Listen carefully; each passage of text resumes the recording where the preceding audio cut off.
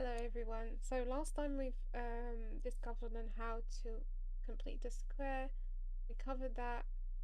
Today we're going to complete the square and solve equations. So let's get started with example 6. So x squared plus 8x plus 10 equals 0 is a quadratic equation, which we'll attempt to solve using the completing the square method. So let's complete the square first. In this case, I'll write the formula here. So x squared plus bx can be rewritten as x plus b over 2 squared minus b over 2 squared. So these are this is the formula we'll be keeping using on this video, at least when it comes to completing the square. So in this case, b is 8, so x plus 8 over 2 squared minus 8 over 2 squared and plus 10, because we're only focusing on the first two terms, equal to 0. So x plus 4 squared minus 8 over 2 is minus 16,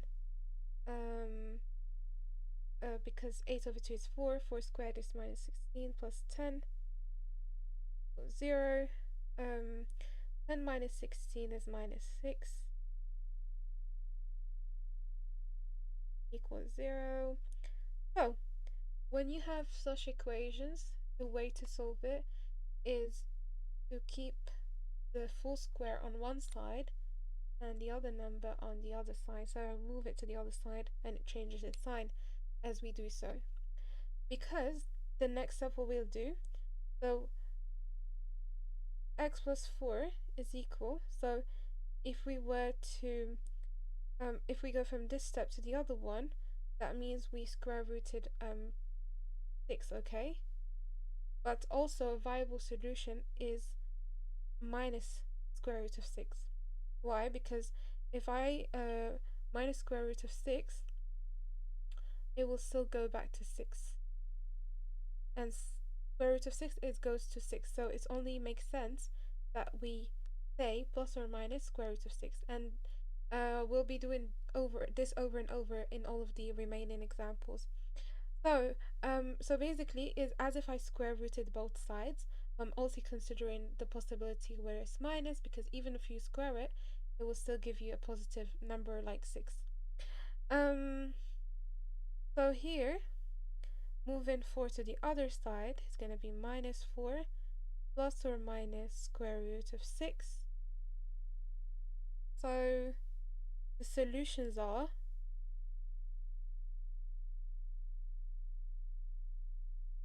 x equal minus 4 plus square root of 6 and x equal minus 4 minus square root of 6. Okay, so let's do the same thing over here. So if we were to complete the square for this one, we need to get x squared plus bx. So let's factorize by 2 first. I'm going to write it first and then we'll work on it. So factorizing by 2, it being a common factor with minus 8, minus 4x plus 7.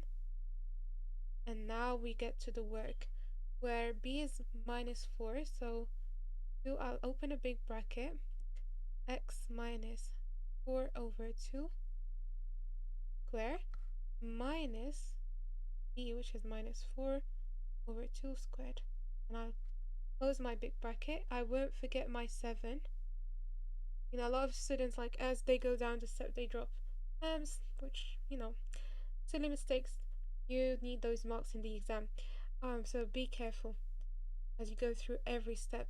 So I'm gonna simplify before I expand. So the big bracket, opening x. Oh yeah, sorry here. So it should be x, not x squared. X minus 2 squared minus 4 over 2 is minus 2. To the squared, it should be minus 4. I'll close my bracket, plus 7 equal to 0. So expanding, the expansion applies to both this one and minus 4. So 2 times minus 4 is minus 8 plus 7 equal to 0. So 2x minus 2 squared, 2 to the power squared,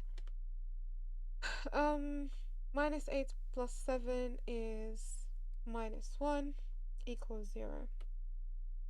So again, we need to get it to a stage where the full square is equal to um, a number on the other side. So it's gonna be, this will be like x minus 2 squared equal 1. Okay, if you move the 1 over here, okay, let's do it step by step. So 1, and this will then become x minus 2 squared equal 1 over 2, dividing both sides by 2. So using again the method, so it's plus or minus the square root of this side. So x minus 2 is equal plus or minus 1 over square root of 2. Square root of 1 is just 1.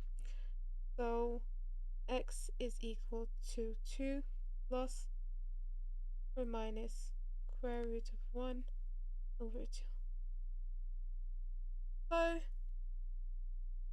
solutions are x equal 2 plus 1 over square root of 2 and x equal 2 minus 1 over square root of 2.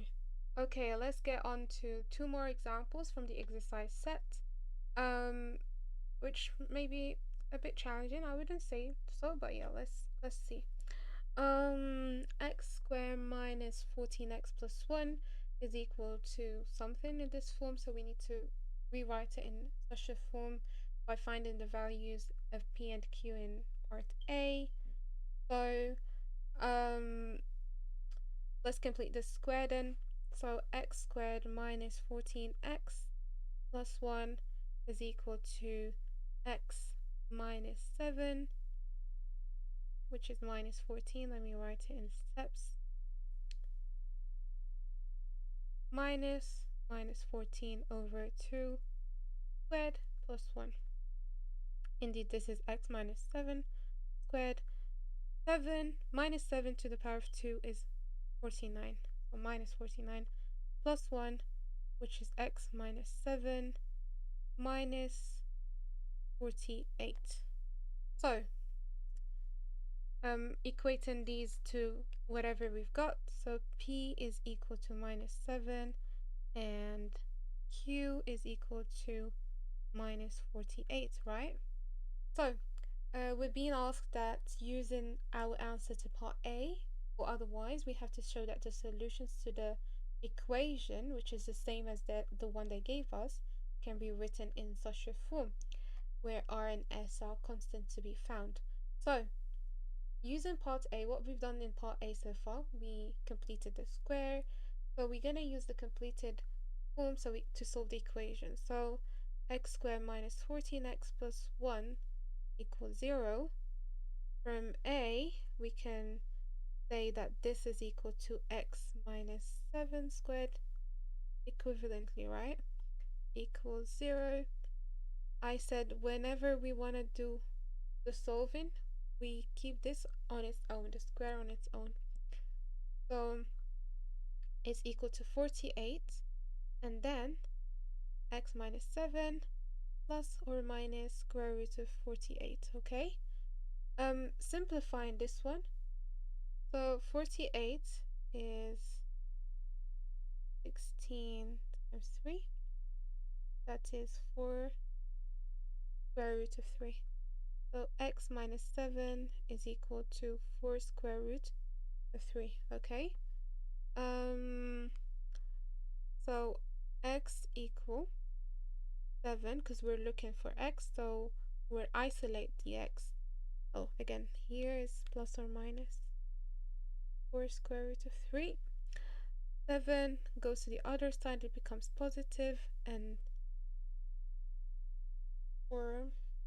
So we've written it in such a form where R is equal to 7 and S is equal to 4. Okay, moving on to the next example. It says by completing the square, show that the solutions to the equation x squared plus 2bx plus c is equal to 0 are given by the formula. Okay, so um, as usual, we'll complete the square for this one. It might not be in terms of numbers, but it's the same thing. You know, like you don't care what's in here. Even if it's a potato, you'll divide a potato by 2. For x, using the formula, so 2b. So in this case, b, that is in the original quadratic equation, is 2b. So 2b over 2 minus 2b over 2 squared plus c, which is equal to 0. Again, I'm just applying the formula. I've done nothing special. So I'm simplifying x plus b squared minus b squared plus c plus 0. Okay, we're keeping this one on one side and everything else on the other side. So b squared minus c, it becomes, when it moves to the other side, they switch the sign. They transform it. A bad joke. Anyways, x plus b, if you were to do it, so it's with square roots both sides.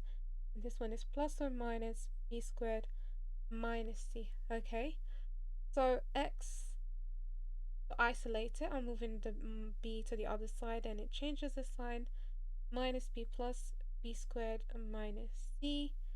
And indeed, we've got the formula, the formula that they've given us. So yeah, we've successfully proved this, that the solutions of this equation are written in this form, and this should mark the end of this session, and I shall see you in the next one. Bye.